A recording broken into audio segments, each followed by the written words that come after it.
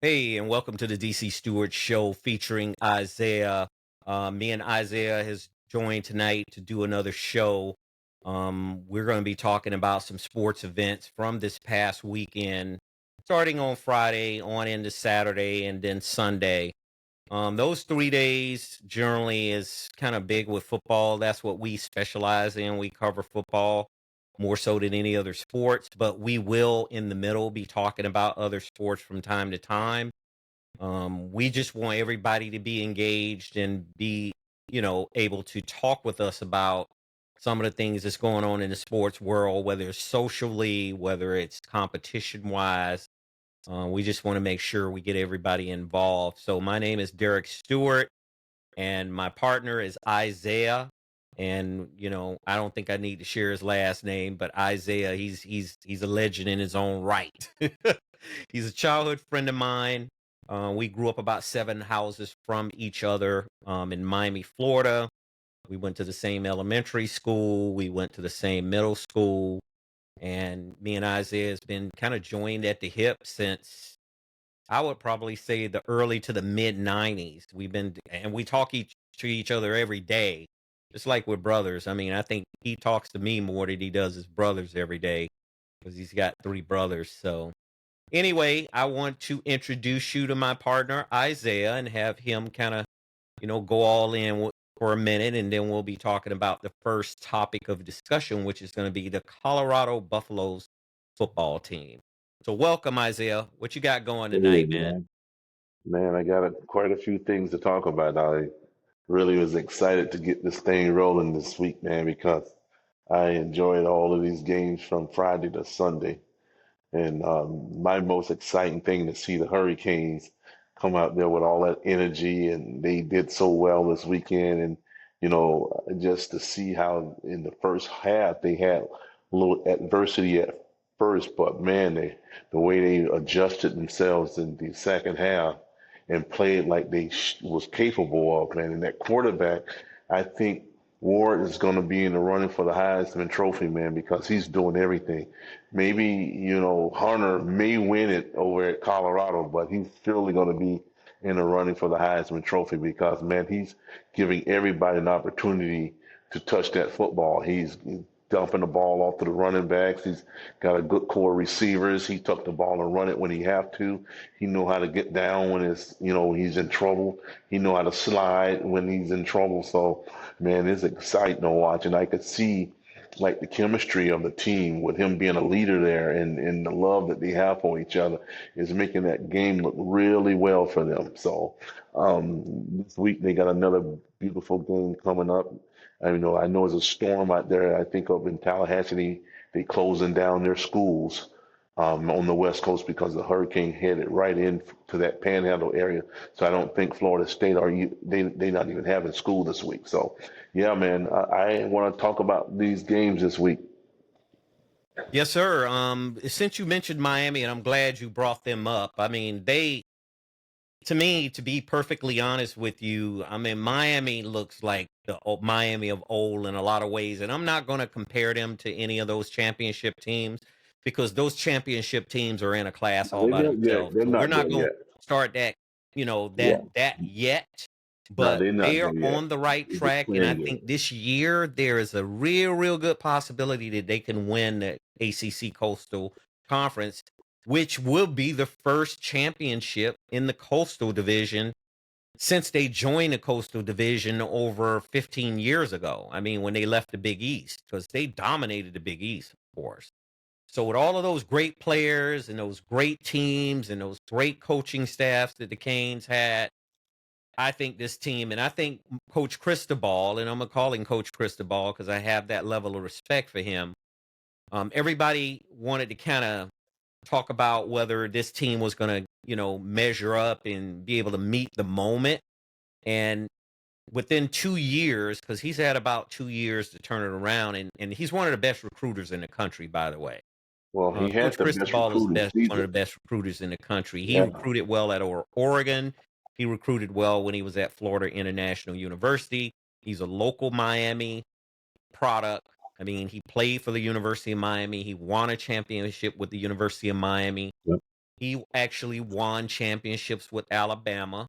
So I have nothing but respect, mad respect for Mario Cristobal, Coach Cristobal. And I'm going to really, really be engaged with the Canes this year because they have a really good chance of winning. So I'm glad you brought that up. I mean, Yeah. because they got Well, some they really got good some. players. Yeah, Cam yeah. Ward to me he's special. He is You got to special. remember the defensive side of the ball too. They got Michael Barrow's son there, and Yeah, Michael yeah, Barrow Jr. is absolutely. going I there mean, on the defense. defensive side of the ball is just as good as the offensive side of the ball because they've turned back into a really balanced offense where the pass, ratio to running ratio is but just right. I mean, all the teams that they played so far, and I believe Florida State is a heap of trouble. So all of these Yeah, people in North Florida in the Panhandle, which is your neighborhood, that's your yeah. territory since you played at Niceville High School. You tell all your friends over in the Panhandle that I've been warning Miami is them. going to be waiting to avenge some of those I've losses been that they had already with warning Florida them, State. man. We owe them some butt beatings, man. They got us the last few years, man. I can't wait to get them here this year because, Exactly. I kind of root for Florida State when they playing anybody else, but once they come to play the Canes, there's off limits. I mean, even the same thing with the University of Florida. When they playing some outside team other than, the UM, I'm rooting for them. But when they play University of Miami, all the tables are turned. So Absolutely. I Absolutely. can't wait to get FSU down here. We're gonna give them a good spanking, man, because I've been losing bets, man, with classmates and sending them beer and all that crap. That's what we bet on. Since I don't drink, they supposed to send me some Omaha steaks. They never made it down this way because we've been losing. Boy, I think I'm gonna get them this year. Yeah, Absolutely. The biggest thing is that I believe that the Canes, they owe Clemson, and I don't even think they have don't play Clemson on their Clemson. schedule We this year don't play unless they them this meet year. them in the championship. Yeah, To meet Clemson because I know from the West, I guess it's the ACC West and it's the ACC Coastal Division, or it might be the ACC Atlantic. Is either one, but normally Florida State comes to meet the champion of the Coastal Division, and that's been Clemson for as far back as I can remember. So it's going to be really yeah. interesting to I think see the that University of team. Miami will beat Clemson this year. Oh, I I really think believe so. they will 'Cause, too. I mean, Clemson is this is not the one. team that they used to be when they had Yeah, Deshaun Watson there, and and the kid over at Jacksonville, um, Trevor, what's his name, Trevor. Anyway, it'll the come one. back to me, but the quarterback at Jacksonville he was the Noah was stud, his name. huh? Noah was his name. Noah. Trevor Noah was his name. Something like that. Let me look it up because I don't like to be fluttering on the internet when it comes Yeah. to that. Anyway, we owe all those guys, and Trevor from what I Lawrence, and understood, I well, apologize to yeah, go Trevor ahead. Lawrence about that because Trevor Lawrence is a really good football player. He plays for Jacksonville, the Jaguars, and Yeah, he had a fantastic career when he was at Clemson, and he's going to have some really really good years ahead. So getting back to the Canes playing Clemson or either Florida State or any team that get in their way this year, it's going to be really interesting to see how Miami handle these teams in the upcoming weeks because I really feel good about their chances this year. I belong to a community on Facebook. It's a Legacy Canes community, and it's a lot of people in there that follow the Hurricanes. So I'll be engaged with some of those folks. We'll try to even get some of those folks to join this podcast with us, and talk with us a little bit about the team because they can tell us a little bit about what's going on as well. yeah. Restrepo, Xavier Restrepo, Oh man, that guy special, is like a mess, man. special. Yeah, man. I just Xavier, that love the wide kid. receiver from Miami, Restrepo, as well as the other receivers, but anything Ward throws to Restrepo, he catches it. So I think he's a sure sharp first round pick. He might not He go top reminds me 10, but of I Josh can Walker, think that he man. will be somewhere from 1 to at least 20 that Restrepo will get drafted. He definitely, Yeah, in my opinion, he should get drafted in the first round. he's a silent killer, man. That guy stays open. He know how to block. He know Hmm. how to catch passes and in all different weather conditions, man. It's very exciting to watch, man. And I guess they got to be honored to have him on the football team because I thought he could have went to pro last year because he would have gotten drafted last year, but he opted to stay that one more year, and he's having a phenomenal season, man. I just love to watch him play. I mean, the staff love him, the players love him, the fans love him, and he's a hometown guy. I think he's out of Pompano, and man, the guy bring a lot of assets to the team. Absolutely, Yeah, absolutely. I want to give a little bit of shouts out to a Miami offensive coordinator too, by the name of Shannon Dawson. Shannon, he's very very good at knowing exactly what his players' capabilities are. And Shannon Dawson is one of the reasons, other than Cam Ward and some other players that came through the transfer portal as well.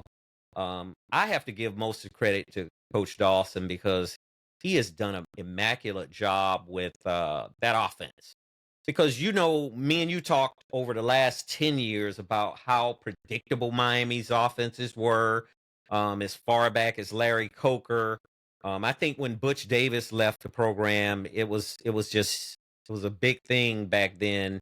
That Larry Coker was actually the offensive coordinator under Butch Davis, and then the years thereafter, that he next just year fell he off. won the national championship Yeah, without Davis, and then everything started going downhill from that point. Those offenses, we can just forget about, some of the things that they did because they had good yeah. players, but they He just didn't played good in have spurt.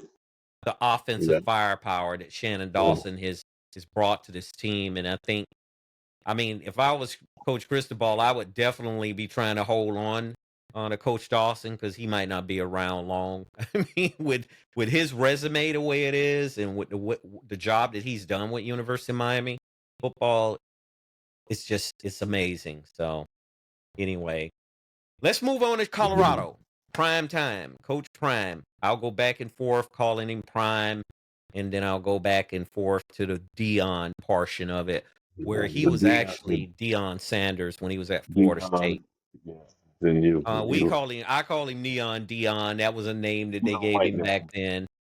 He One don't thing he don't about like him, that. though, ever since he came out of Fort Myers High School, he's a phenomenal athlete. He don't like that Neon Dion name though. No, he don't He like the can't Neon stand that. Dion. He He just want he to be really want prime. people to call him Prime. Prime, That's which it. I'll give That's him it. all that respect in the world. I'll call him Coach Prime because he has always been prime time, even from the time that he got drafted in Atlanta.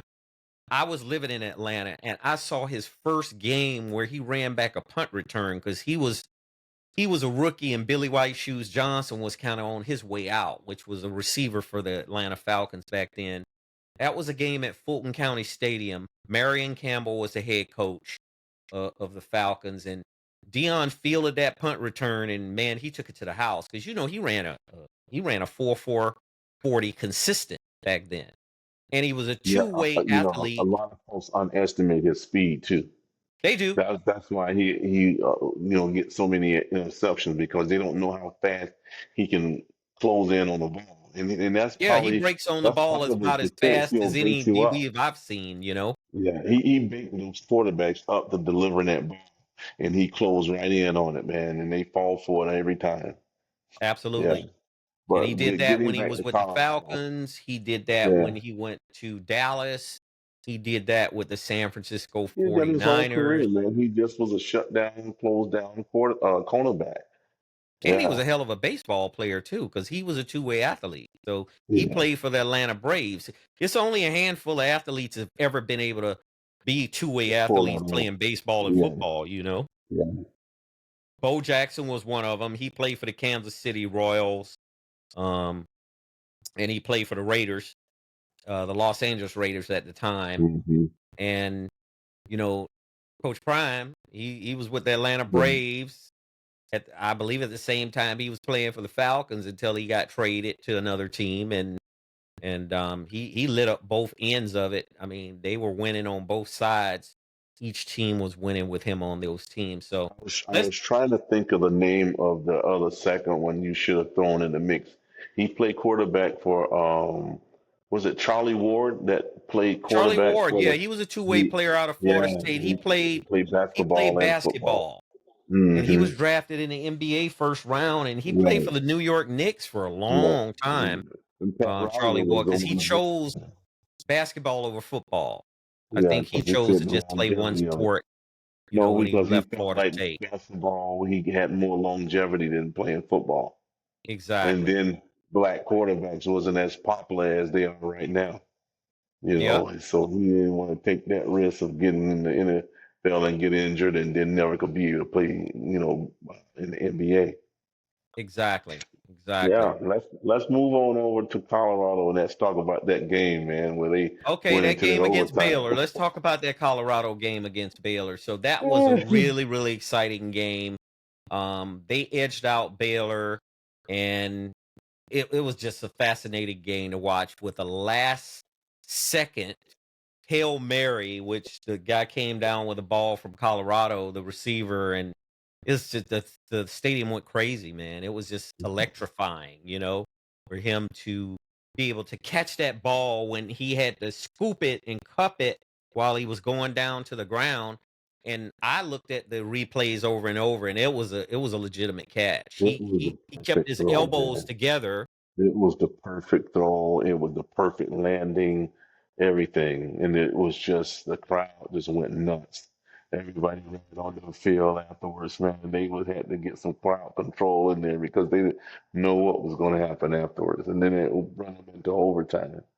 But Hunter is the one that you can give the game to on that, man. This guy is absolutely a stud, man. He plays so many downs. I'm talking about on offense and defense. I think he missed one or two downs in the whole game, and on offense and defense. He catches the ball.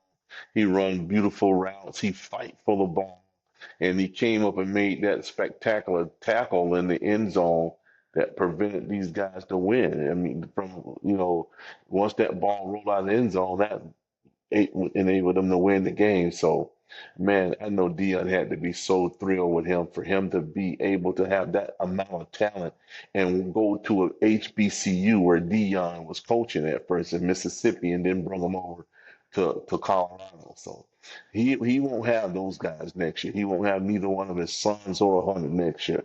So he's gonna have to buckle down and get somebody to replace those guys because they have so much contribution to his club, both of his sons and him. Well, the skill positions is really what kept Colorado in the mix since he's been there. Skill positions, what I mean is receivers. I mean, it's the receivers Yeah, and the quarterback. And then you got Shadur Sanders, which is, if not the best quarterback in the country, along with Cam Ward that we talked about earlier from Miami. Shadur should get a game ball from that game too, because Shadur never gave up. A little bit. Shador to me holds on to the ball a little bit too long, a lot. I mean, when his coverage breaks down, when his blocking coverage breaks down, he tend to hold on to the ball. I think this is my personal opinion, but on the positive side of that, I mean, he zips that ball in there. He don't play around. I mean, and when he needs to move and run, he can run. I mean, he gets out of the well, way of the that, rush.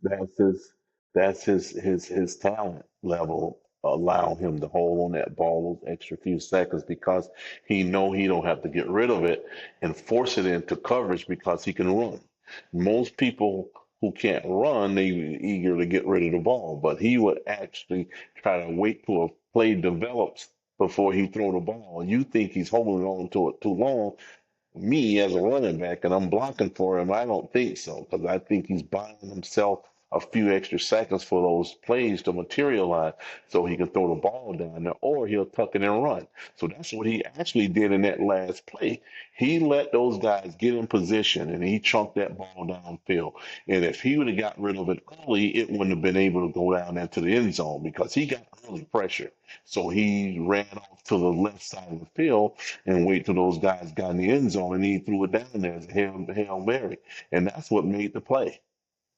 Yeah, you're absolutely right. I mean, let's get into some of the numbers with Shador to start with, and then we'll go to Travis Hunter's numbers. But Mhm. right now, it looks like Shador is at 1,340 yards, passing overall, 11 touchdowns, What a 2 game. interceptions. I What a mean, that game. QBR is just amazing as what he's able to do, Yeah, he I think he's a tough quarterback because, I watched his career, even when he was at Jackson State. Man, they used to be nailing him. He he would get still takes a lot of slammed. punishment. I He mean, if takes you a look at the lot of cheap hits. shots, a lot of defenders get to lay on him that Yeah. normally under most conditions shouldn't They happen. protected him pretty good this past game, but I've seen games where he got, they hit him from every side of his body. They Yep, converged on him on many plays, and he'll get up. Sometimes he'll get up limping, but boy, he'll get right under that center again and keep going. So yep. he's got some of that pedigree from Deion Sanders with the toughness. Yeah. I mean, he did 41 attempts for 341 passing yards on Oh, average 8.3 yards for 2 TDs against Baylor. And Baylor played him tough. I mean, Baylor played yeah. him pretty tough. Baylor, I think, played well enough to beat him. I mean, Well, they technically, win in they kind of overtime. struggled up until that last play. Well, they win in overtime because Deion them looked like they was going. They didn't look like they was going to win that game. They had to Exactly. step it up, man. They looked Well, like they was the going to lose biggest that thing game. is their ability to run the ball, they just have not established the run this year like they had those first 3 games when Prime took over the program and they had those first 3 games, especially against TCU. They were able to run the ball and create space. They were creating these running back space between the running back and the quarterback, and Shadour would dump it out and the running back would take it and take it to the house sometimes. So they don't have that this year. They have a big running back. I mean, but they just don't open up the holes well enough for them to establish a ground game to pound the other team. Kind of like what Prime wants. Prime wants a ball control game Well, where he can impose his will. He can have his offense impose his will. I don't think their running backs is elusive because a good running back going to find some small crease. So, he probably got to get him some more good backs in the backfield because all you need is a good crease in the middle, or in the end zone or some kind. I don't think the line is that bad. I just think the running backs got to start searching for any little crease and just knife right through it, man, because that's what good running backs do. They find some little way of getting through that line of scrimmage to advance the ball. Yeah, well, they got Charlie Offredall. I mean, he's a tough little, tiny little running back. I mean, I don't think he's played in this past game. I didn't see him play because maybe he's injured or He something. But played. He played, but he played at the tail end of it when they was trying to kill the clock. hmm So hmm they gave him the ball a few times. But he's not in that circle of plays where they're gonna call on him. So they right, really actually is a passing team. They got their strength is on offense is passing. So that's why exactly, it look like he don't get that much work because their strength is passing. And that actually the running is almost last result for their offense exactly. because we got such a powerhouse offensive line where they block for him and pass the ball. So hmm we'll see if he open it up the next game. Absolutely. Now let's get to Travis Hunter's numbers here. On the year, right now, Travis Hunter has 472 yards with 37 receptions and 5 TDs, which is absolutely outstanding. He will finish the season with over 1,000-yard season Well, easily to I'm me. predicting he You win know, the Heisman Trophy. I'm predicting he wins it. I wouldn't say he wouldn't. I would agree with you with that to an extent because they got some other good players that's in the running for it. But Travis He's Hunter to me is he's gonna win it, poised. man. He's He's poised to win doing it. too And much. you know what would be special? He'd win it as a two-way player. He'd win it as Well, a that's the reason cornerback why I and think he'll a pull it wide off. receiver. You know. That's the reason why I think he'll pull it off. He's just doing so much on both sides of the ball. I mean, if he just was an outstanding receiver, then you're going to have some competition. But the mere fact that he's doing so much on both sides of the ball, I mean, think about it. If it wasn't for his defensive play, we'll be hmm talking about something different because they probably would have lost that game. The mere fact that as a little bony, little thin guy he is, and he came up and stroked that ball out of there, and they got it. and they won the game because of it, man, that all came to him. You can't even look at it no other way. I mean, True. you really can't look at it no other way. And when they started getting those polls together, but for the the Heisman Trophy candidates and all of that stuff, they got to put them on the top of the list I because I agree don't with that. see You know, a lot any of other factors player. though do factor in with that, and it's the team's record too. So, Colorado, if they win out a lot, some more games because they got Kansas State coming up. Well, UCF is coming up Saturday. If they can bypass UCF, Kansas State's going to be a climb for them. I mean, that's going to be a stretch. And then they play Arizona, and then they play Cincinnati, Texas Tech, and then Utah. And they haven't been able to beat Utah yet. Utah is in the Big 12 now as well, and they have a really good team. So I could see them, If they winning. can pull off another 5 games, he'll win it. If they I, can I win I think if they could UCF, pull off another 5 games, I I would think they'll say win. the And UCF. that'll give them a decent record too. Yeah, Arizona and the Cincinnati game, even the Texas Tech game, they'll be bowl eligible, and that would definitely catapult him up with a lot of the immediate people that's going to be voting for the Heisman Trophy winners, candidates that's going to be involved in that.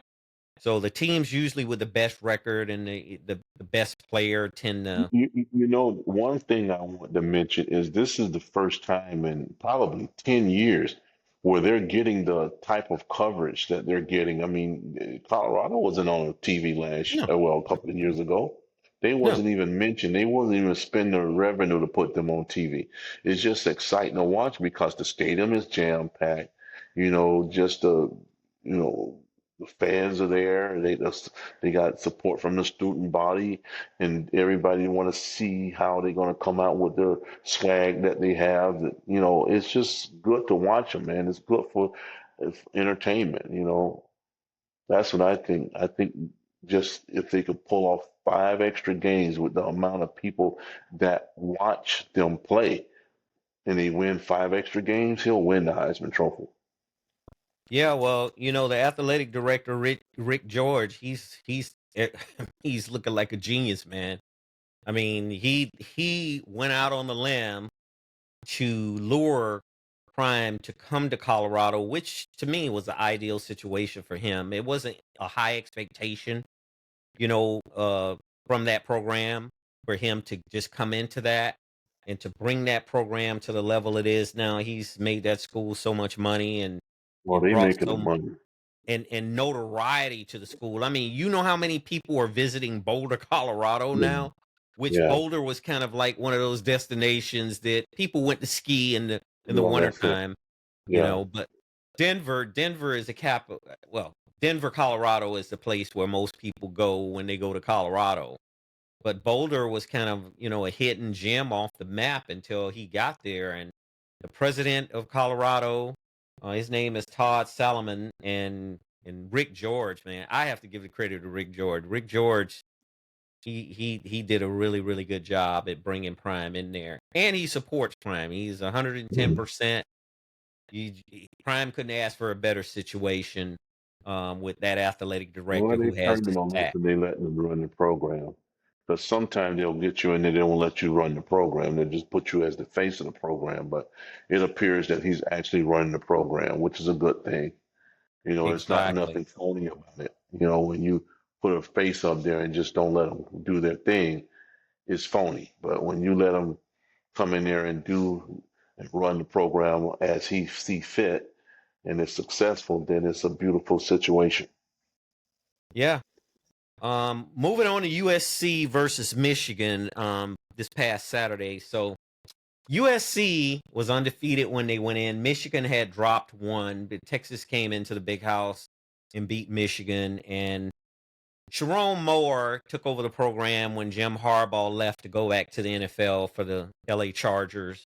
Um, I have to give Sharon Moore some credit this past weekend because I predicted that Michigan was going to lose that game against SC, and they almost did. I mean, if SC would have been able to hold on to that lead at the very tail end of the game, they probably would have pulled it off.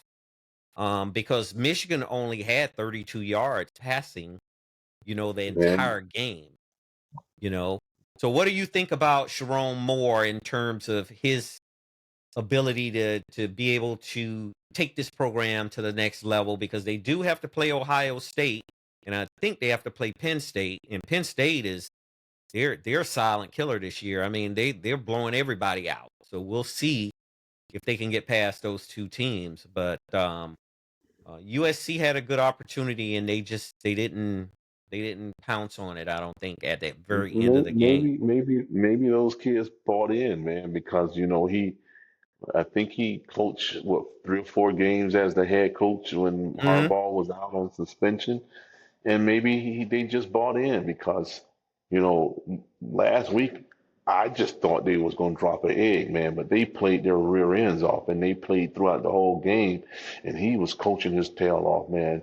So for them to be in a situation like that and pull that game off, and those guys are playing hard for him, maybe it may be something special, because at first I didn't think they were going to be able to do it, but they look like they bought into his philosophy of coaching, and they're responding to his stuff. So maybe it's probably going to be a decent season for him. Yeah, I'm looking for that showdown at Michigan State. I mean, they play Minnesota next week, or this coming weekend, should I say. They play Minnesota this weekend, which I believe they'll get past Minnesota because they're at home against Minnesota.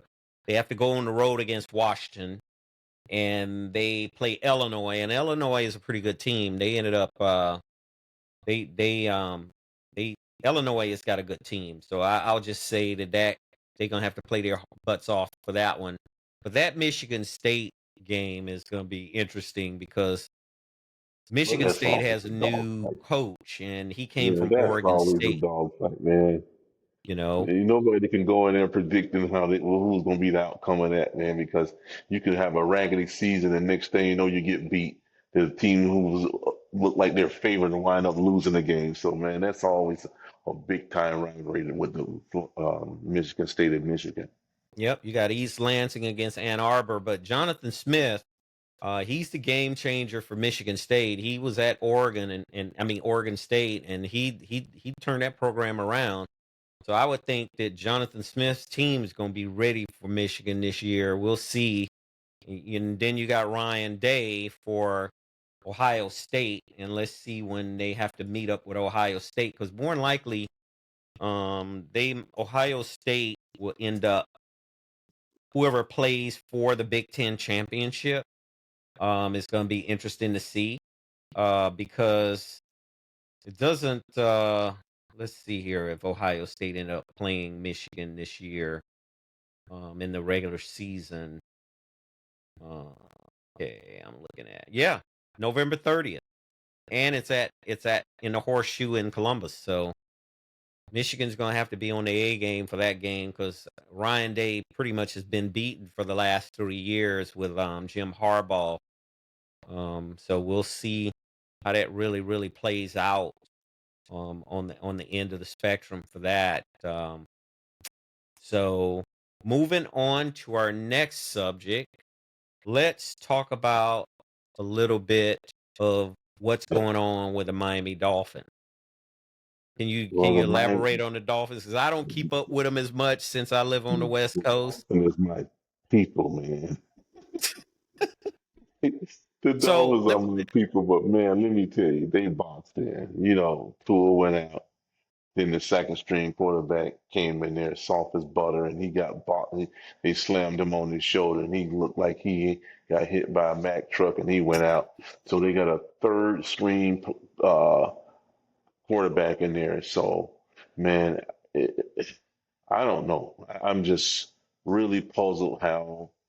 I mean, I'd have been digging, trying to. I mean, just looking back at Tua's career. I watched his whole career. I always thought he was, a cotton ball, but he just had some beautiful mechanics, and he threw the ball. And I watched him, thread the ball with, like a needle in certain situations, and then they surround him with enormous talent. But man, you thump him and he's out. Even when he was in college, when I watched him on a play where he got 3 major injuries in one play. when he was playing Mississippi State, and Saban had called the timeout, and he begged him to stay in for one more play, and that play he got injured, and it's just like one thing after the other.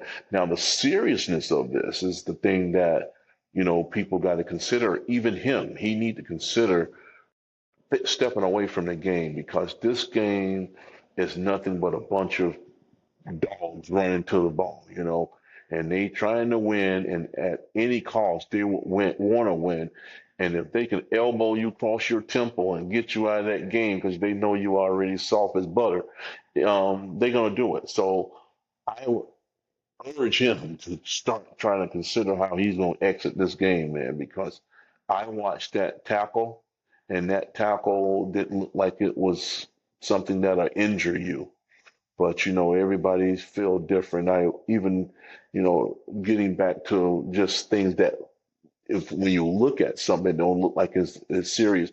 Because I remember when Earnhardt was racing, and that guy hit the wall numerous times, and one time he hit the wall, it didn't look like it was severe, but he died in that crash. So we can't, dictate how a person's body is. But one thing for sure is the mere fact that if you continue to have these concussions, your lifestyle gonna be a little different once you get older.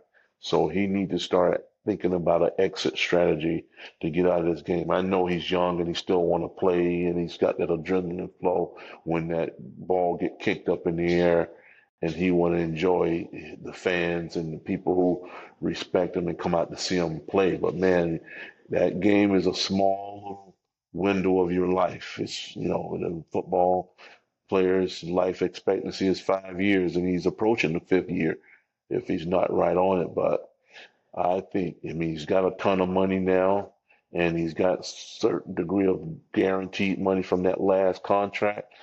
I mean, they need to give him a clipboard, let him coach, or do something like that, or sweep up the locker room or something like that. But boy, he need to start trying to find an exit strategy.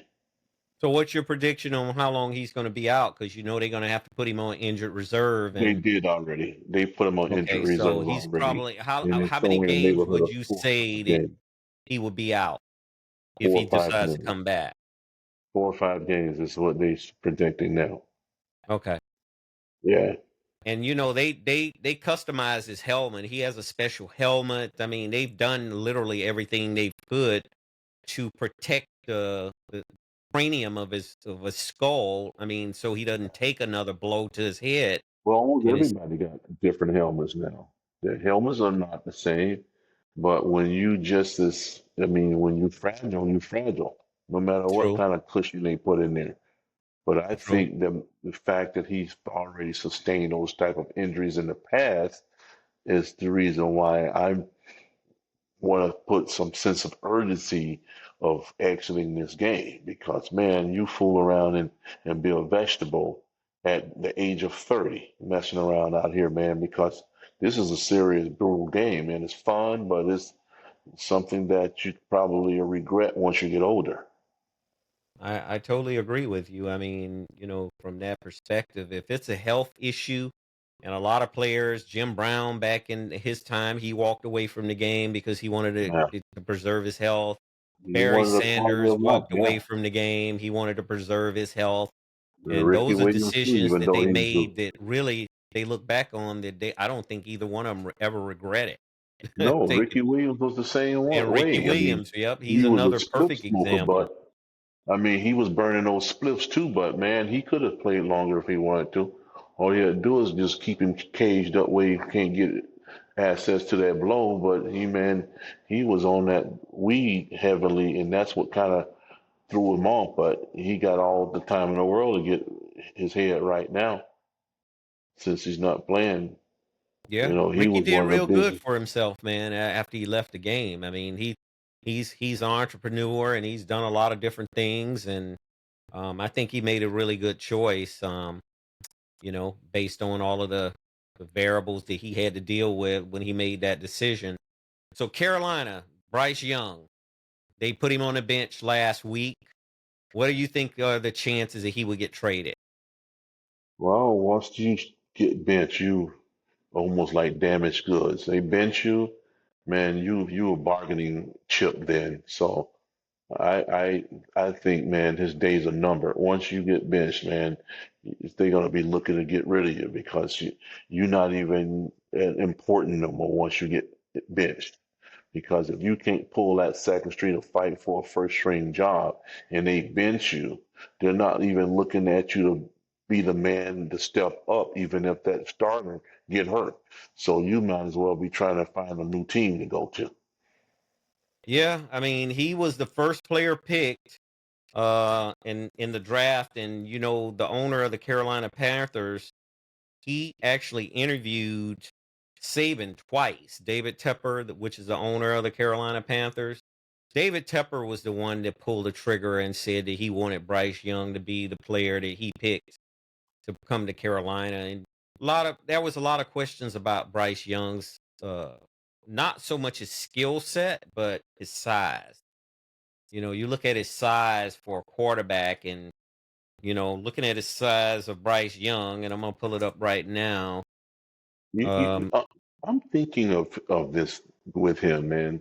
I really think that even if he go to another team, he might prosper somewhere else, man. Because that's true just because it does because he make a difference in the systems that you're in a it lot of ma- time. make all the difference in the world in the system, man. You get a guy who you absolutely can't even deal with because he ain't fitting your philosophy.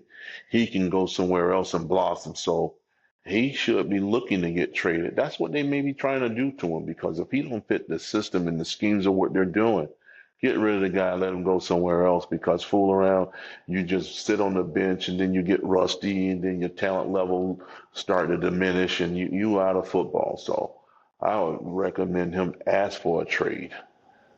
I agree. Well, it said that at the scouting combine before he got drafted, he's 5'10" and weighing 204 pounds, which 5'10" is a little bit short for a quarterback, for an NFL quarterback. Because, if they put him under center, a lot of times, I mean, it might be a little bit difficult for him to see. But a 5'10" quarterback, Oh, I mean, I'm Russell not getting Wilson, ready he's to not finish this. he's not a I huge, was just super getting big ready to guy mention either. that. I was just getting ready to mention Russell Wilson. I don't think that's an excuse. I really don't. Really? I don't think that's an excuse for him. No, I don't think that small thing. How tall was Johnny Football? Oh, Johnny Football was short too. I mean, Johnny Right. Johnny Manziel, Yeah. Johnny It's kind Manziel. of, but the thing in fact of the matter is, I just think he don't fit their scheme. I think they need to just trade him off and let him get a fresh start somewhere else. That's all. Johnny Manziel is pretty much similar. I mean, not, a couple of pounds difference from Bryce Young. He I'm telling you. 5'11" and 207 pounds How when he was tall is playing. Tua? Tua is how tall is Tua? Tua is Tua is pretty pretty.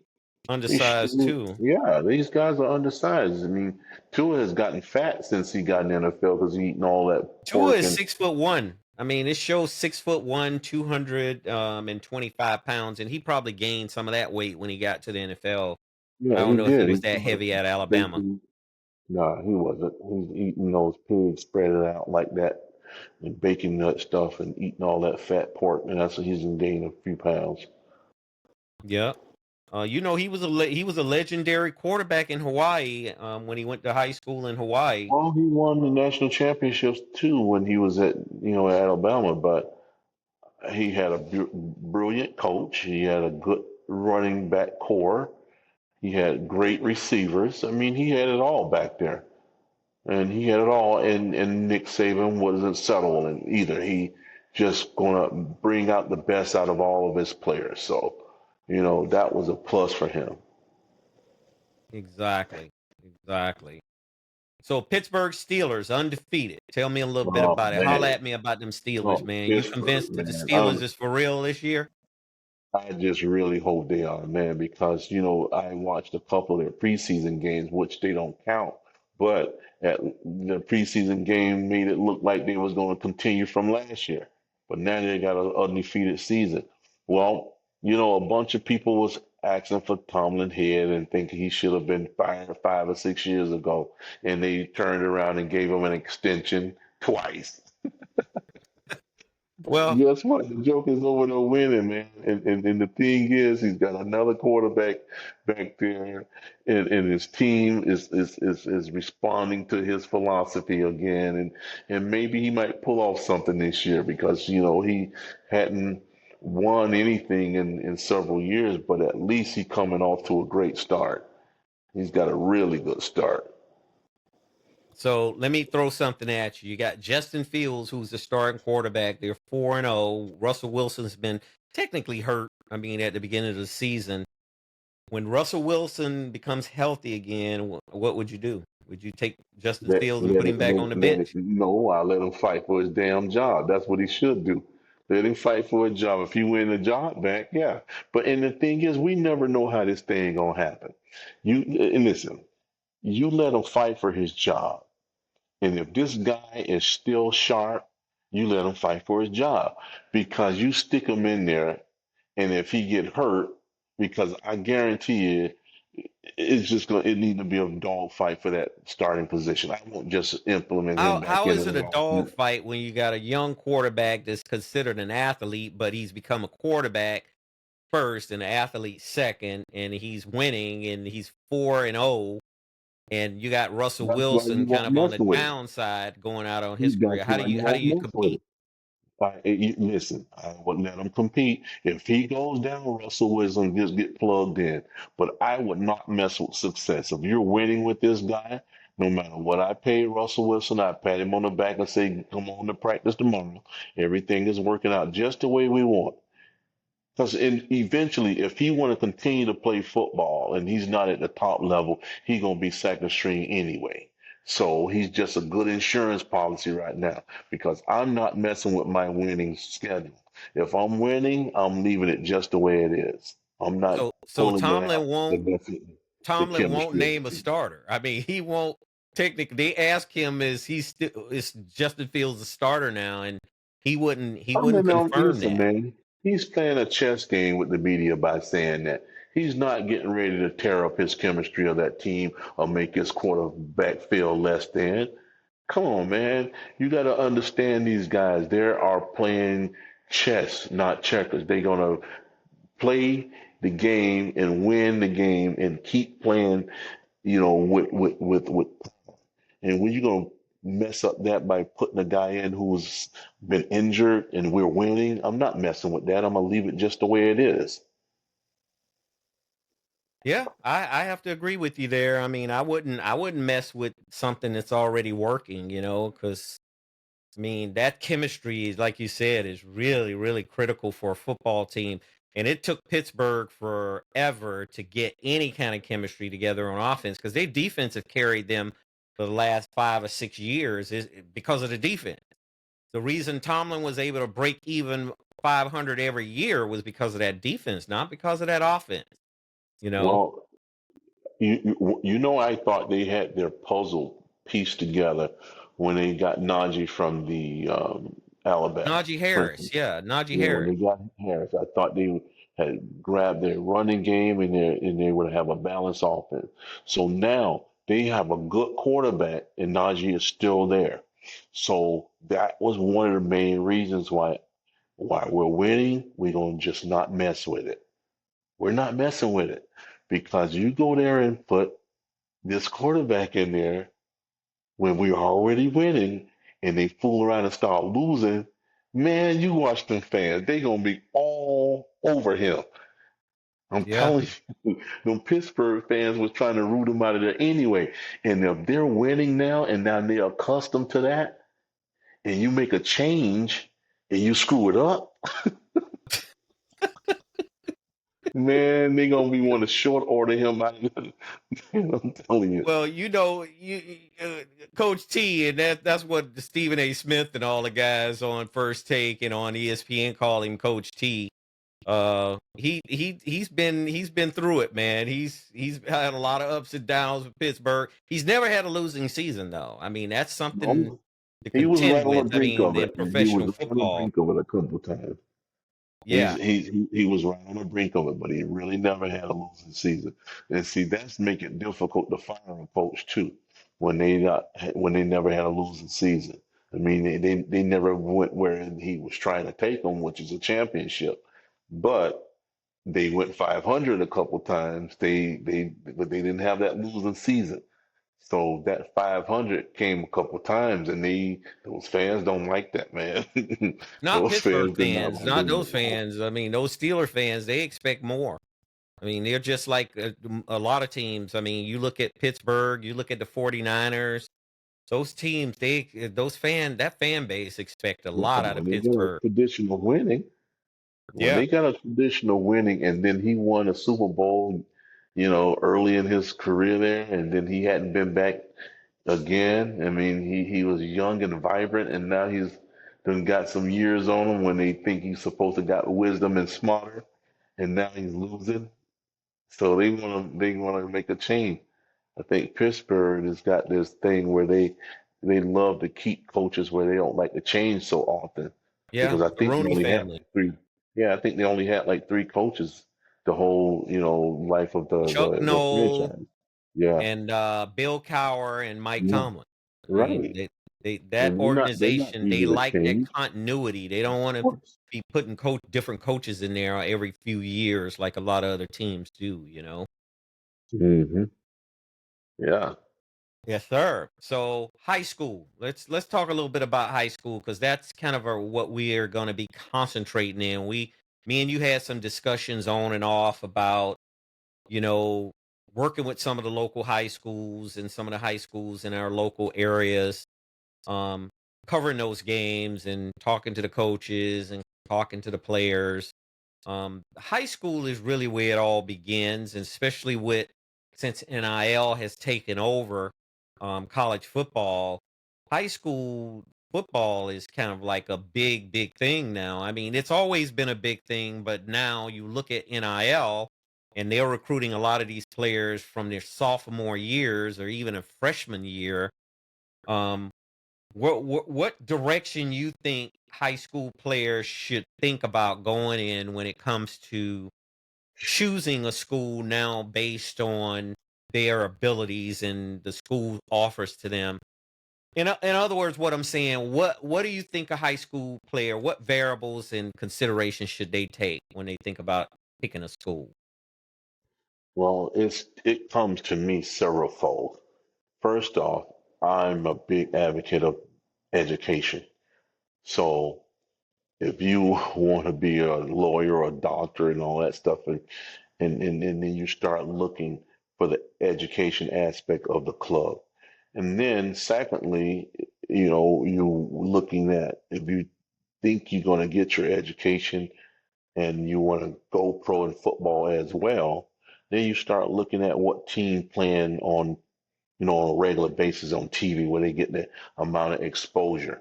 And then that's when the money comes in because of the way these corporations are feeding these kids now, man. They get them enormous contracts.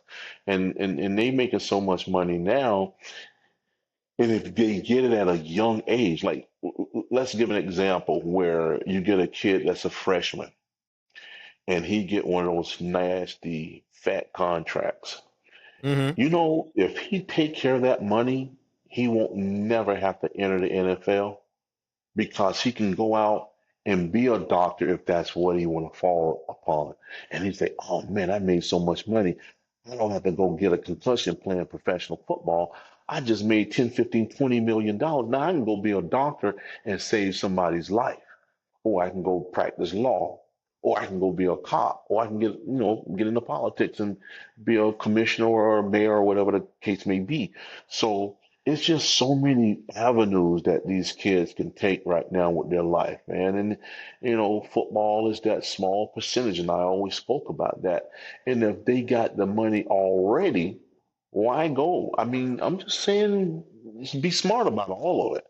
Because if you rich already, you want to be filthy rich and go in the NFL, or you want to invest that money because you're already rich, and then go out there and practice law or do something in regards to the um, degree you have. So, man, they just got so many choices, man. And I would recommend kids to still buckle down, get your education. This football game is not promised to nobody, man. It's just, I mean, if you look at how many people get drafted every year, I mean, even the ones that go to college to a major university, if you just think about how many seniors that's going to come out of high school this year, and then just think about the percentage of them going to go play Division I football. It's not that much. The percentage is very, very low. So I would urge people to get their education, and not only that, to be a successful person, you don't really have to have that degree. You can go into a apprenticeship program also and get a trade, because a trade is not a bad situation, man. You can go out and be a carpenter and start your own business, build houses, and you can be an electrician, you can be a plumber. These jobs pays well, especially if you start your own business where you can employ people. So, man, it's just so wide open for young people now. It's just That's really, true, really because wide open.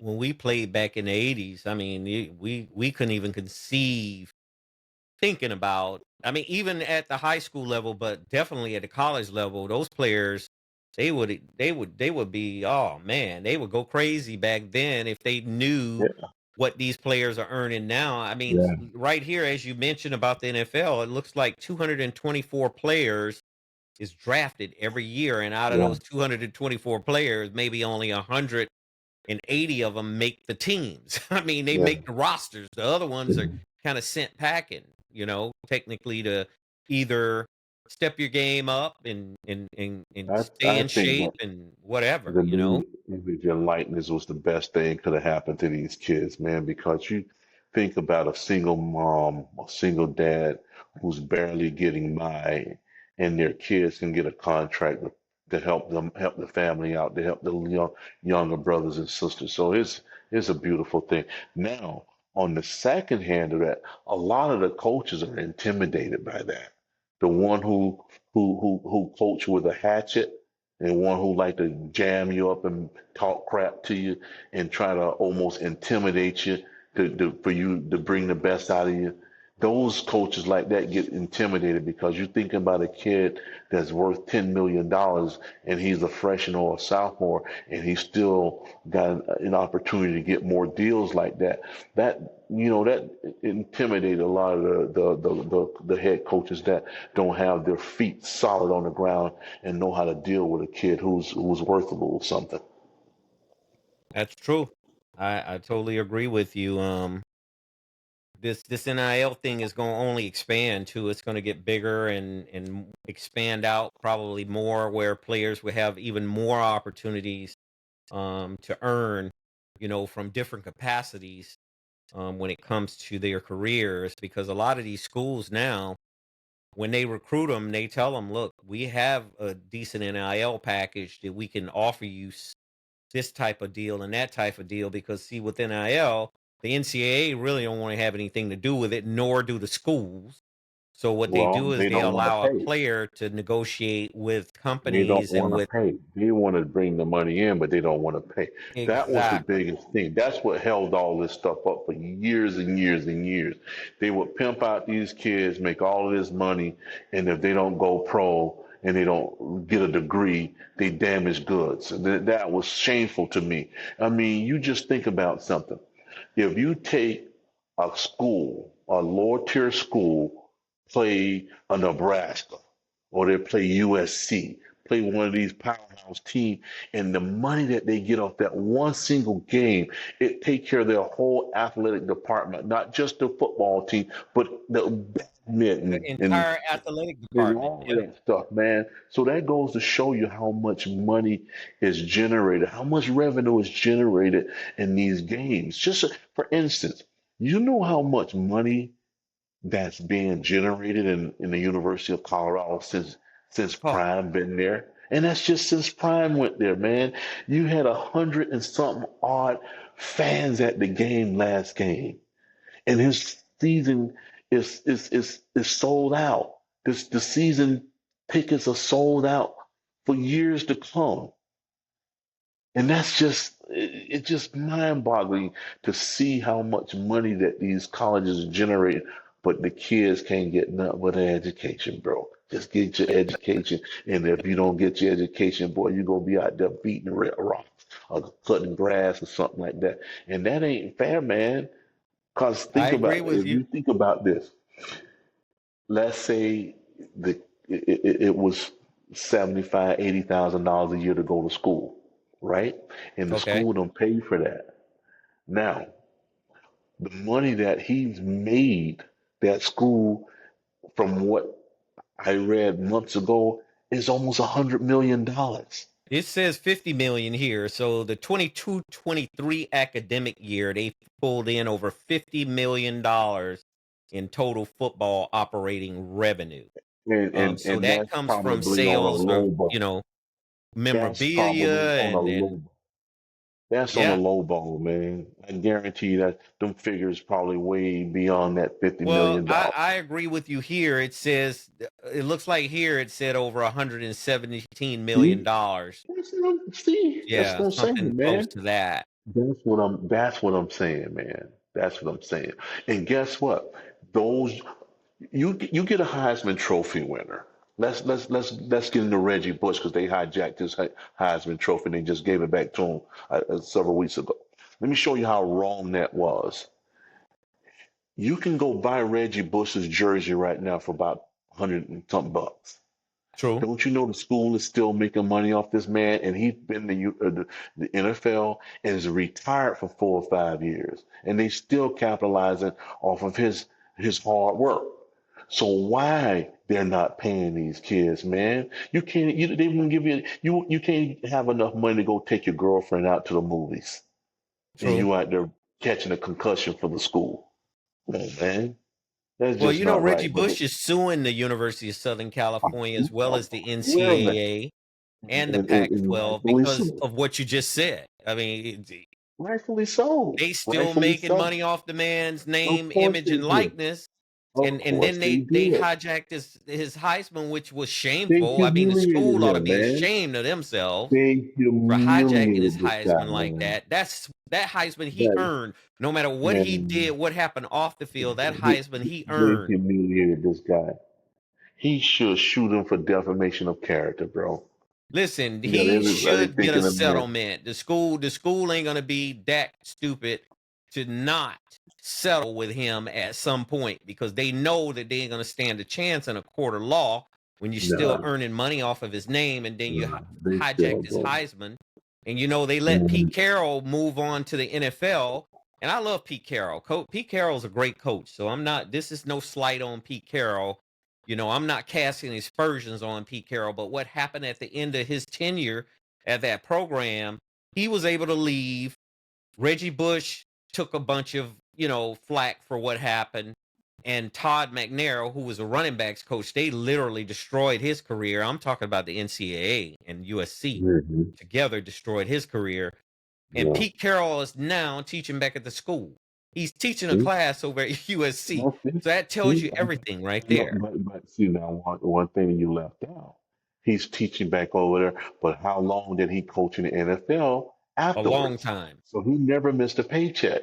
He never missed a paycheck. He's probably was making more money in NFL as he was as a collegiate coach. But now he's back on the payroll. That goes to show you they put their freaking big toe up Reggie's rear end and twisted it. And True. now they don't want to pay him. They need to pay him and get him out the way and bring him over there during the homecoming game and give him a hug. That's what they need to do. I agree. That is so well stated. That is Yeah. so well stated. So back to high school. Right now, the current national rankings for high school and high school football per Max Preps, which is a very big high school football website and sports websites for high school. Looks like Mater Day out of Santa Ana, California. I'm very familiar with that team playing out of Santa Ana. They championship caliber literally every year. St. John Bosco out of Bellflower, California, which is not very far from where I live. You have Milton, Georgia, Duncanville, Texas, Bishop Gorman in Las Vegas, IMG Academy in Bradenton, Florida, number 6, Carrollton, Georgia, number 7, North Shore in Houston, Texas, number 8, St. Thomas Aquinas, In This Florida, here.